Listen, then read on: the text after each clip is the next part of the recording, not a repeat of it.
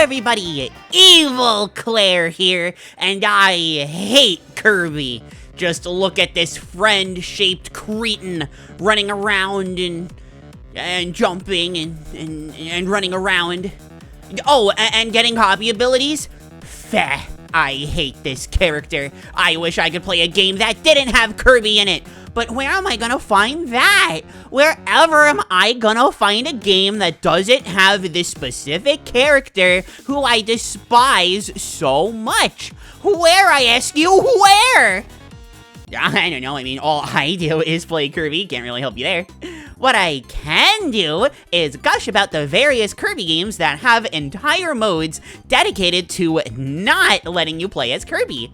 This series just has so many fun characters, and that the devs can't help themselves but give us these. To be clear, it's very obvious that both the devs and myself, not this imposter evil Klaire from earlier, but me, Klaire Fluffle, the puppy who would be very happy if you like this video and subscribe to the channel if you like Kirby and Kirby speedrunning, and want to avoid being in the 33% that actively makes this puppy sad. Anyway, it should be very clear that I love Kirby, and that's not changing anytime soon. But with a series like Kirby, it's just so easy to spread the love, you know? Today, I want to talk about Kirby games, or more specifically, Kirby speedruns. Hi, welcome to the channel, that's all we do here, where you don't play as Kirby. The Kirby themselves has so much to offer in terms of speedrunning. Again, I yap about this in, I don't know, every other video on the channel. Hint, hint. But today, I want to spotlight Kirby's friends. Now, most of these I'd hardly count as friends, but what can you do? So, before we begin, an important question to ask: what counts as not playing as Kirby?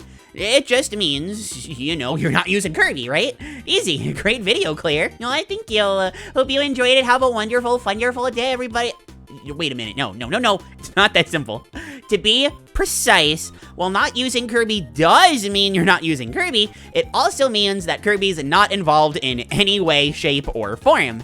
This makes something like the Dedede or Waddle-Dee parts of Kirby 64, the multiplayer strats in Return to Dreamland, or even the Rick plus Cutter Green Demon combo from Dreamland 3 not count.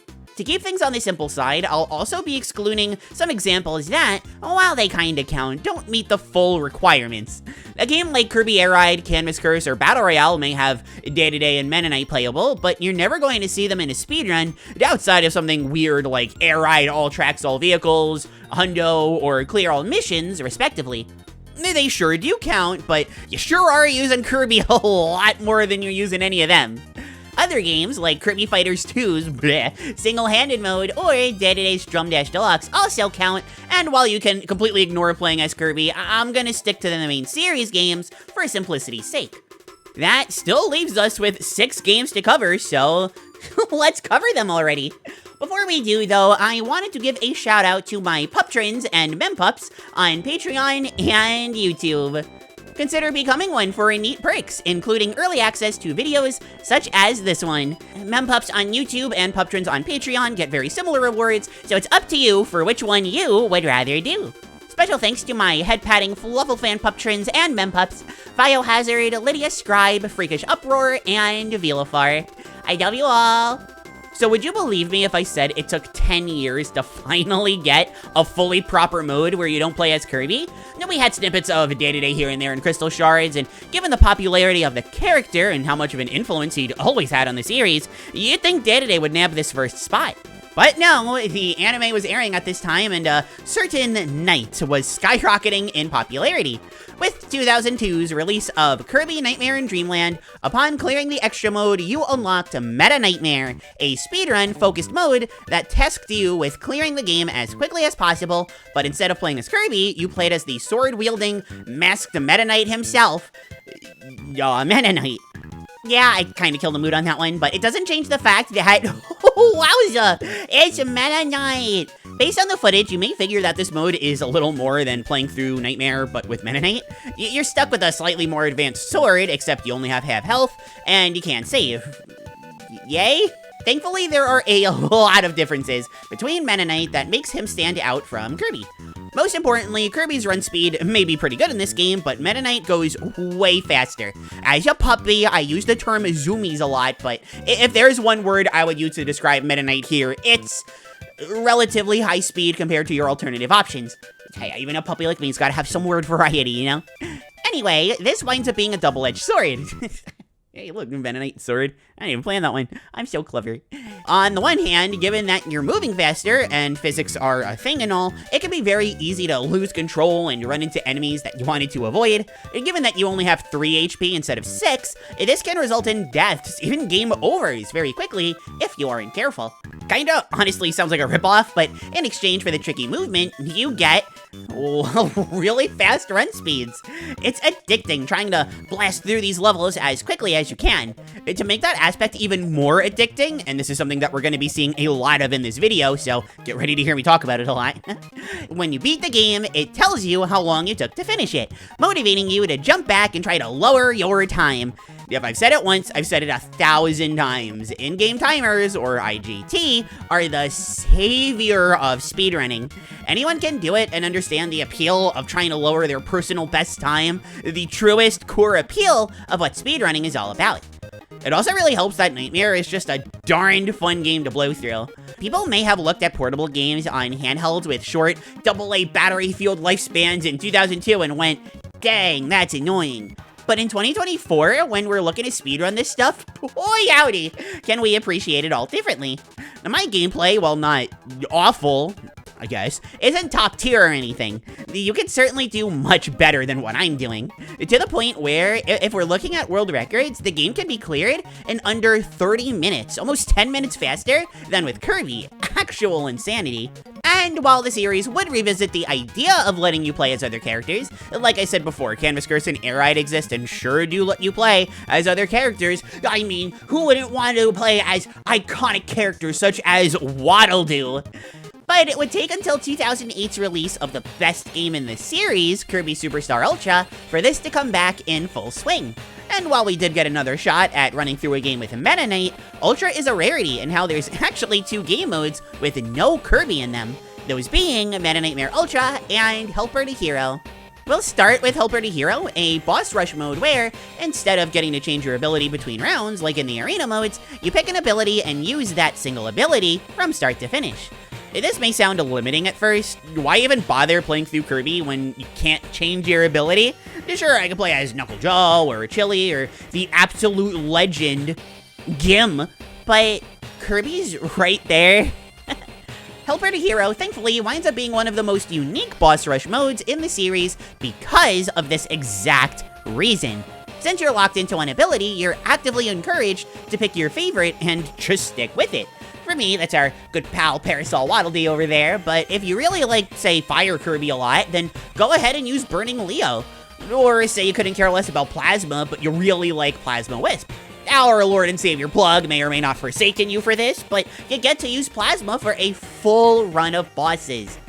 I'm personally a huge fan of ability solo speedruns, so this mode is a godsend for me, but the one thing that pushes this mode over the edge is that, unlike every other arena which simply records your fastest times, Helper to Hero tracks your fastest time for every single helper individually. So, if you breezed through with Bonkers in 7 minutes, but are really happy with a 10-minute Samira run, both of these are documented for you. I'll say it until the cows come home, chased home by good puppos or not, IGT in-game timers are the savior of speedrunning, told you I'd be saying it a lot, and having literally every single helper's time tracked is incredible for so many reasons. I'm gonna paint a picture for you all, and by paint a picture, I mean keep yapping because I'm a doggo who's apparently very good at that. Plus, this actually happened to me, so, you know, making art based on life experiences, what Pixar doesn't want me to do. Anyway, I love Parasol Waddle-Dee, of course, and loved trying to get my time as low as I could as a kid. I went online eventually to look up strats to lower my time, and using the PWD specific records, gradually saw myself getting better at the more optimal strats, combined with some of my own that I just really liked, until I eventually got my next PB. That alone made me so happy. I did like 100 zoomies around the world, but to keep my sanity in check, I wouldn't limit myself to just playing as Parasol Waddle-Dee. Sure, I didn't take the other runs quite as seriously, but I still, you know, tried. I carry, you know. So while Parasol Waddle-Dee was the heart and soul of what I wanted to do, I got to experience the baby version of what I accomplished with Parasol Waddle-Dee for shoot, every other ability. I love this game so much, you guys. But as cool as Helper to Hero is, the main draw for many is another chance to play as Meta Knight himself. We had Meta Nightmare in Nightmare, and now we have Meta Nightmare Ultra in Superstar Ultra. Look, I don't choose the naming conventions here, and when we get to Planet Robobot, you're gonna be confused about the name they went with, trust me. Anyway, Meta Knight is back in Superstar Ultra, and I'm gonna be blunt here. Out of all the modes we're talking about today, MKU, Meta Nightmare Ultra, is the best. It isn't easily the best. I could see any of these being someone's favorite and totally understand why, but this is the one that I feel gets everything right. It's got KSSU movement and physics, so it's fast, and feel like your movements all have weight to them. The Meta Knight himself is super strong and has lots of attacks in his arsenal. The pacing improvements from Nightmare, such as no goal games, are carried over here. Oh, and did I mention that there's a point system that isn't found anywhere else in KSSU? For every enemy you kill, for every enemy you take out, oh, wait, hey, we're Meta Knight, I can say kill, awesome. Anyway, for every enemy Meta Knight causes the death of, a blue orb, a borb if you will, is absorbed into Meta Knight. You can save up points to use throughout the game, and with those points, use it to get one of 4 perks. You can make a helper, which is useless for the speedrun, but hey, if you want to do multiplayer, that's cool. You can heal, which is super nice, since this mode limits your food by a lot. Ideally, you're healing less so that you can save up for the real broken stuff, but it's much faster to heal and lose some time than lose a life, and alongside that life, lose, you know, all of the points that you've saved up. And trust me, you really want these points. It may cost 30, but Meta Knight can use the Mock Tornado to deal an absurd amount of damage. Obviously, it's very good for levels, but for boss fights, literally one-shots most of them. It's absolutely nuts. And for those of you at home saying, but Klaire, as a smart Fluffle fan, I am observing that this animation takes 10 years. Wouldn't that make it suboptimal? And to that I say, good eye, but no. MKU is also goated and is tracked with an in-game timer that pauses every time you use Mock Tornado until it finishes. Yep, once again, IGT saves the day. It is the gift that keeps on giving. But even that pales in comparison to the truest gift of them all, the game changer of MKU, that of course being Meta Quick. What does it do? Simple, it increases Meta Knight's movement speed, that's it. But, oh boy, does it really increase Meta Knight's movement speed. The speeds you can get for simply spending 8 points, absolutely insane. The dash attack alone should tell you why this is crazy, but the cherry on top is that you still get points for beating enemies while it's activated. Oftentimes, you'll use the 8 points and then get back even more than you wound up spending to activate Meta Quick to begin with. So, that's the standard idea now. Instead of using your faster movement and stronger sword to get through Nightmare and Dreamland, you have a more complex game plan now. Take out enemies, activate Meta Quick to get some insane zoomies, heal when necessary, and plan ahead for the boss fights you want to use Mock Tornado against. The helper, as far as I know, is never necessary, but I've been wrong before. I am just one pup after all. Anyway, it feels incredible and it's the absolute best. Normally, I much prefer boss rushes for speedrunning Kirby games, but MKU is just so immaculate, I can't help but say that it's my favorite, at least of the modes we're talking about today. After Ultra, the series would give a bit of a Kirby focus for a while. Epic Yarn and Mass Attack are Kirby affairs only, sorry Prince Fluff, while Return to Dreamland allowed for other players to use the PALs, but Kirby was mandatory. Arena runs can be done with the Buckos exclusively, but not only do you have to unlock that ability, but it feels kind of like an afterthought, so I'm not going to count it for this video. Totally not because this is taking weeks longer than it should. But finally, come Triple Deluxe, the knight was able to put down his sword, and in his place came the king. But first, have you ever wondered what I smell like? Hey, don't click off the video, I promise this isn't anything weird. I'm just saying, if you want to know my scent, I have a candle! It is called the Vanilla Fluffle Scented Candle, and I think it came out really, really well.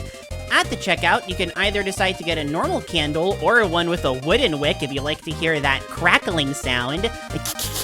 I don't think that's it, but that's the sound that I wanted to make in the moment. Not only is this website a trusted source, and you can have a little more Fluffle in the house, and if you use the link in the description down there, you will also be supporting me for no extra cost. Thank you very much again to Candle for this opportunity. This isn't a sponsored video or anything. I just wanted to let you guys know I have a candle now. Now, on with the video.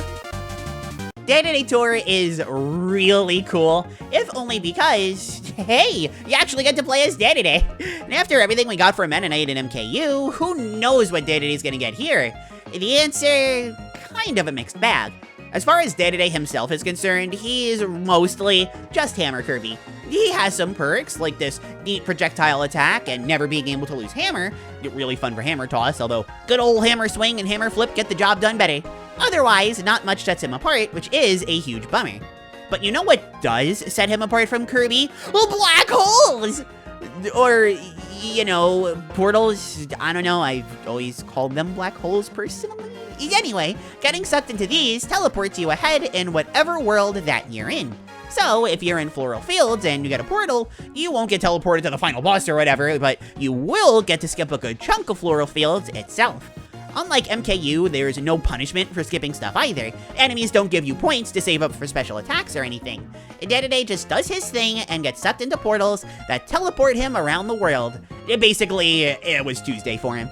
Jokes aside, for once, I don't think I need to explain what makes this all such a big deal. Literally getting to skip entire portions of the game is a huge boon to making this mode fun. Of course, if it were that simple, this would just be a matter of finding the portals and going from there. But not all portals are created equal, and it's up to the runner to determine what the best portals are to take in their routing. There's an optimal route, of course, but which is best for you? Which are you the fastest at, or the best at, or, I don't know, some other third thing?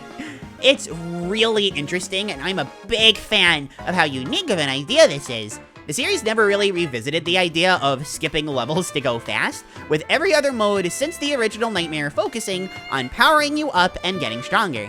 I really wish Dedede had something to set him apart from Hammer Kirby though, because while Hammer is a blast for bosses, the dash attack is basically your only option for levels, which can make them, I don't know, a little dull sometimes. But you're looking to skip these with the portals anyway, so how big of an issue can it really be? Truth be told, not a big one. Overall, it's yet another super fun mode that I thoroughly enjoy. Oh, and it tracks your time with IGT, kind of forgot to bring that part up. Should totally go without saying at this point, but, you know, IGT is just the best thing ever and all. Wanted to mention that again at least, you know. After this, though, Dedede would take a break and allow Mennonite another shot at the spotlight. We had Meta Nightmare for Nightmare, Meta Nightmare Ultra for Ultra, and with Planet Robobot, we get Meta Nightmare Returns. Bizarre leaving aside, for this third outing, Meta Nightmare once again impresses. The same fun and addicting gameplay returns from last time, but with some fun changes. The helper has been removed entirely, oh no, being replaced with Galaxia Darkness, a weaker Mach Tornado. The point requirements for Heal and Meta Quick are the same, but Galaxia Darkness is 18 points, while Meta Nightmares, the new Mach Tornado, is 35. A bit costlier, but very strong. And nice when you have the points for it, but Galaxia Darkness can get the job done if need be. The real game changer here, oddly enough, has nothing to do with the power-ups. No, rather, it's a new move that Mennonite gets. New-ish anyway, he had it in Return to Dreamland, but not MKU. It's the Shuttle Loop, always broken and always fast. And believe it or not though, by itself, it's just fine. Worse than in Return to Dreamland for sure, but if you combine it with Meta Quick, yeah, Meta Nightmare doesn't stand a chance. The dash attack from KSSU is still here and accounted for and broken. Depending on the area, it can even be better than the Shuttle Loop, although that's a case-by-case basis. What truly matters is that they're both absolutely absurd, break the mode in half, and make this puppy very happy. The third verse, same as the first, Meta Nightmare Returns is a blast.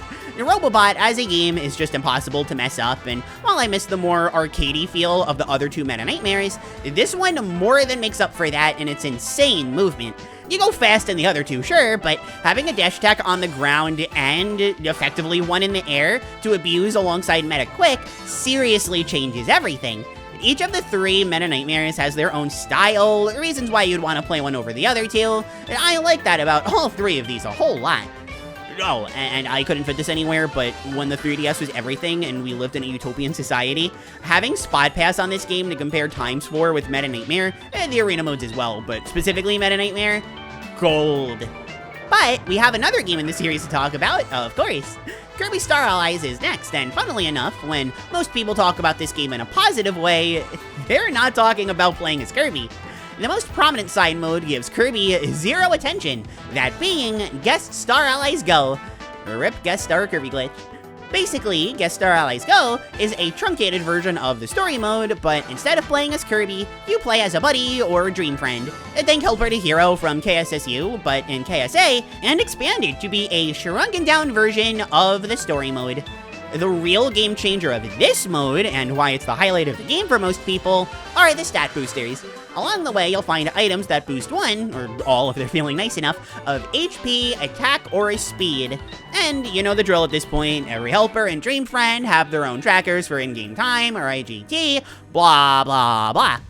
Similar to Dedede Tour, it isn't worth grabbing every stat booster you find, and after you get through specific chunks of the game, your stat boosters reset.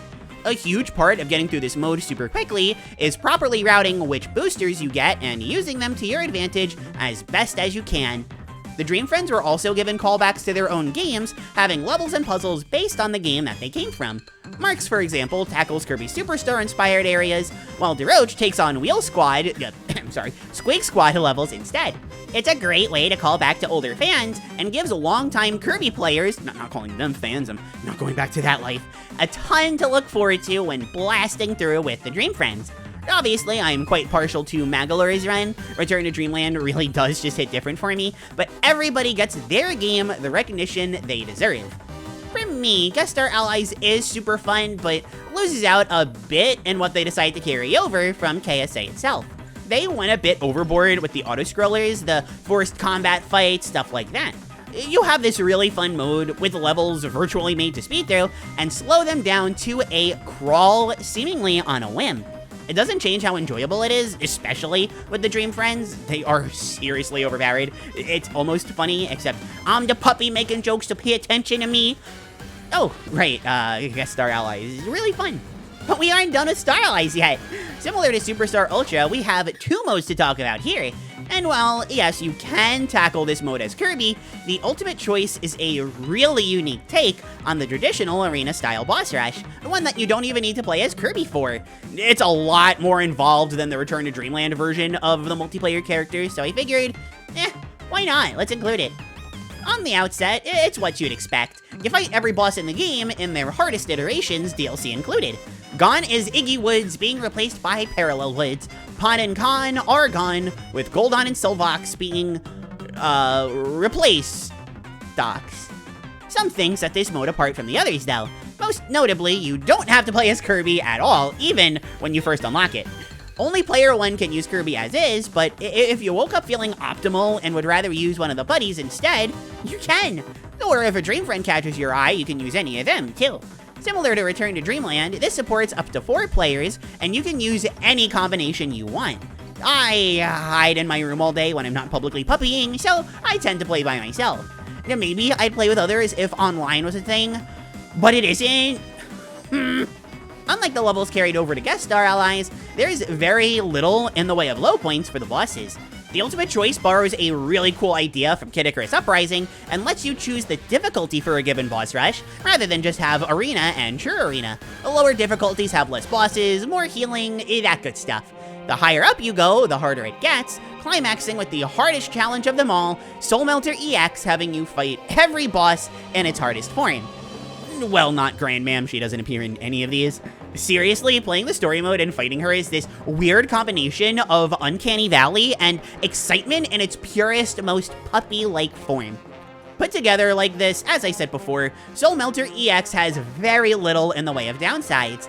It can be as easy or challenging as you want it to be, and picking one single ability with no help for the hardest challenge the entire game has to offer is satisfying in a way that few other Kirby games can be.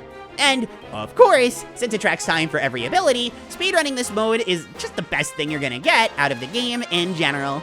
It already requires a deep understanding of how the game works, but if you want to go fast, given there are so many abilities and Dream Friends here, there may as well be an endless treasure trove of content for you to enjoy. But we're still not done. Wow! While Forgotten Land skipped over the whole don't play as Kirby fad, Return to Dreamland Deluxe brought it right back. And I'm not talking True Arena stuff, fun as that is, for the same reasons I mentioned earlier and all, but instead, I'm talking about the newly added Welcome to Hell, except it's not actually Hell, I think, mode given to everyone's favorite egg, Happy Pride, Magalor Epilogue.